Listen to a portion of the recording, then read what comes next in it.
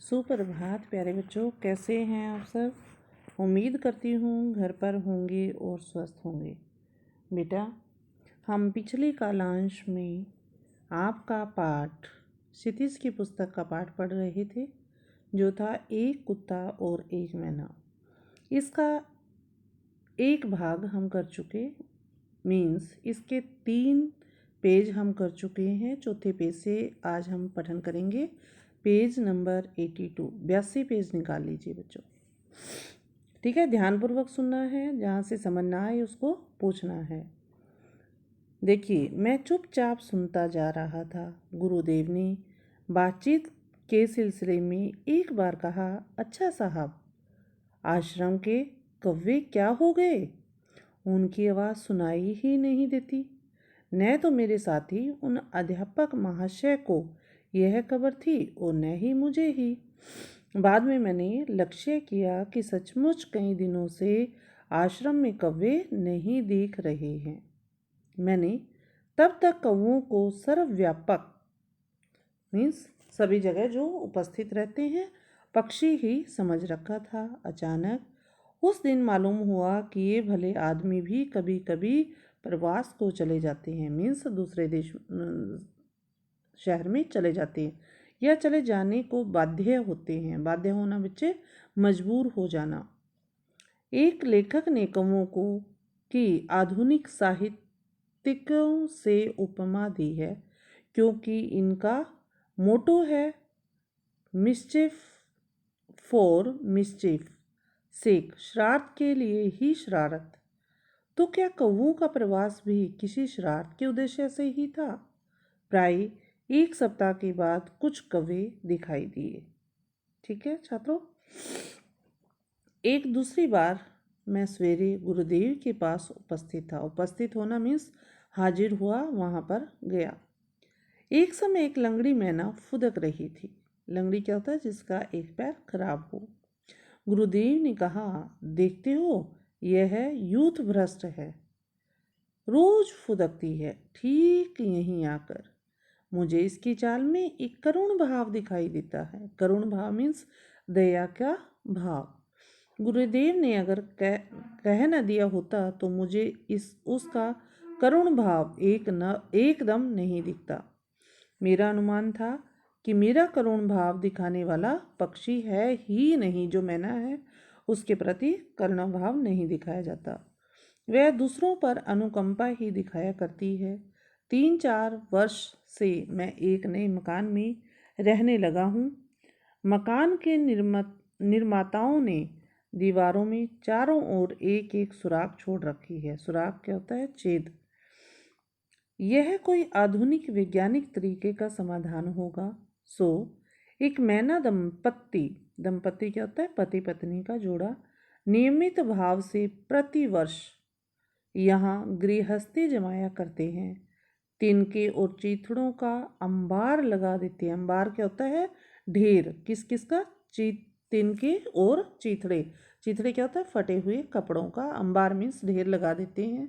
भले मानस गोबर के टुकड़े तक ले आना नहीं भूलते। हैरान होकर हम सुराखों में ईंटें भर देते हैं, क्योंकि जहाँ पक्षी होते हैं इंसान क्या करता है, वहाँ पर ईंटें या कुछ सामान भर देता है जिससे पक्षी ना आए। परंतु वे खाली बची जगह का भी उपयोग कर लेते हैं। पति पत्नी जब कोई एक तिनका लेकर सुराख में रखते हैं तो उनके भाव देखने लायक होते हैं।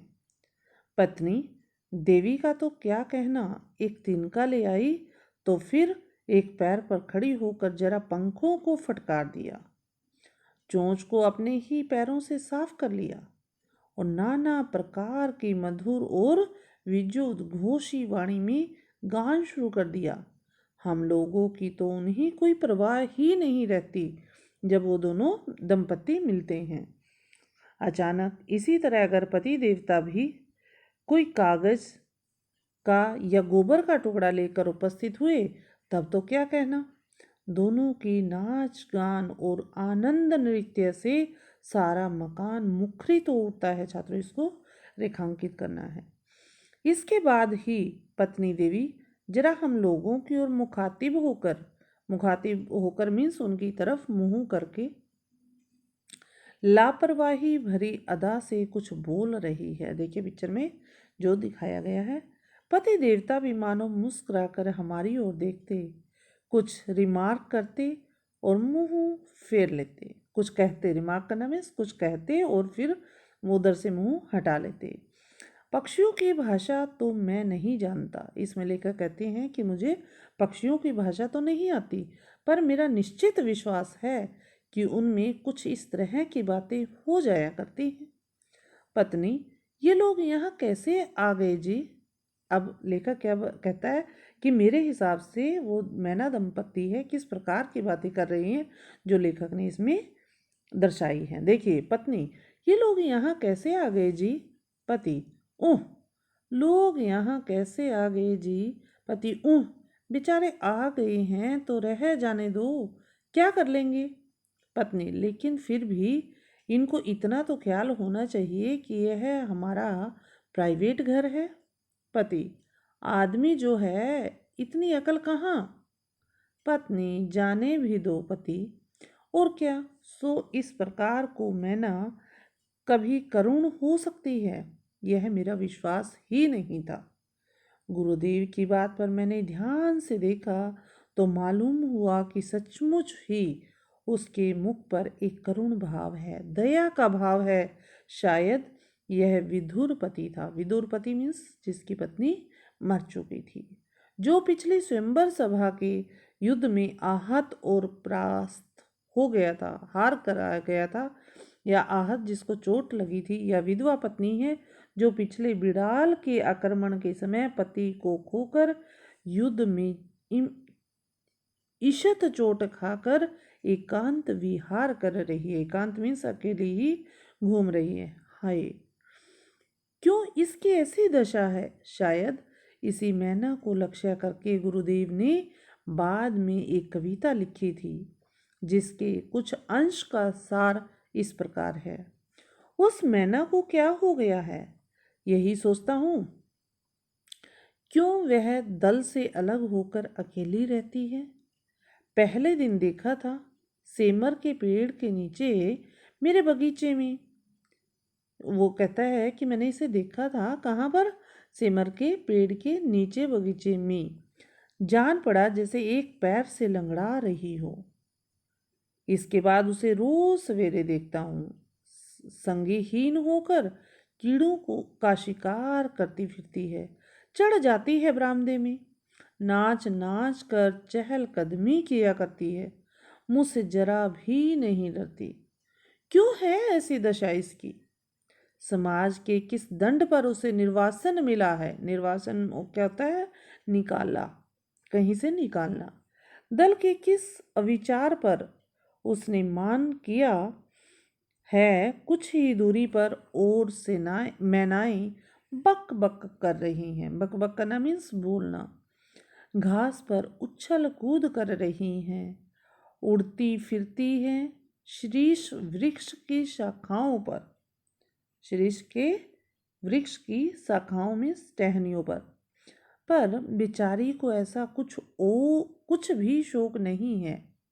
इसके जीवन में कहाँ गांठ पड़ी है, मतभेद हुआ है, यही सोच रहा हूँ। सवेरे की धूप में मानो सहज मन से आहार चुगती हुई झड़े हुए पत्तों पर फुदकती फिरती है सारा दिन। किसी के ऊपर इसका कुछ अभियोग है, यह बात बिल्कुल नहीं जान पड़ती। इसकी चाल में वैराग्य का गर्व भी तो नहीं है। दो आग सी जलती आंखें भी तो नहीं दिखती, इत्यादि। जब मैं इस कविता को पढ़ता हूँ तो उस मैना की करुण मूर्ति अत्यंत साफ होकर सामने आ जाती है। कैसे मैंने उसे देखकर भी नहीं देखा, और किस तरह कवि की आंखें उस बेचारी के मर्म स्थल तक पहुँच गई। सोचता हूँ तो हैरान हो जाता हूँ कि एक दिन वह मैना उड़ गई। सायंकाल कवि ने उसे नहीं देखा। जब वह अकेले जाया करती है उस डाल के कोने में, जब झिंगुर अंधकार में झनकारता रहता है, जब हवा में बांस के पत्ते झरझराते रहते हैं, पेड़ों की फांक से फुकार करता है नींद, तोड़ने वाला संध्या तारा, कितना करुण है उसका गायब हो जाना। ये लेखक ने कितने सुंदर शब्दों में एक कुत्ता और एक मैना का जिक्र किया है छात्रों। ये पाठ सच में करुण रस से सराबोर है। ठीक है, लेखक ने अपने मन के भाव को, एक जीवों के प्रति भी दया भाव को दर्शाया है। हमें भी जीवों के प्रति दया भाव रखना चाहिए। निहत्थे जानवरों पर अत्याचार नहीं करना चाहिए, उनको बचाना चाहिए, उनकी देख रेख करनी चाहिए। छात्रों, इस पाठ से हमें यही सीख मिलती है। उम्मीद करती हूँ कि आपको ये पाठ समझ आया होगा। अगर कहीं भी बेटा कोई दिक्कत है तो आप उसको पूछ सकते हो। आपको एक बार फिर से दोबारा से अपनी पुस्तक से यह पाठ पठन करना है। ठीक है, और इसके जो क्वेश्चन आंसर भेजे जाएंगे बेटा, उसको कंप्लीट करके आपको पीडीएफ बनाकर भेजना है। धन्यवाद छात्रों, आपका दिन मंगलमय हो। आप हमेशा खुश रहें, मुस्कुराते रहें और पढ़ाई का आनंद उठाते रहें और पढ़ते रहें। इसी में आप सबकी भलाई है। धन्यवाद, आपका दिन शुभ और मंगलमय हो।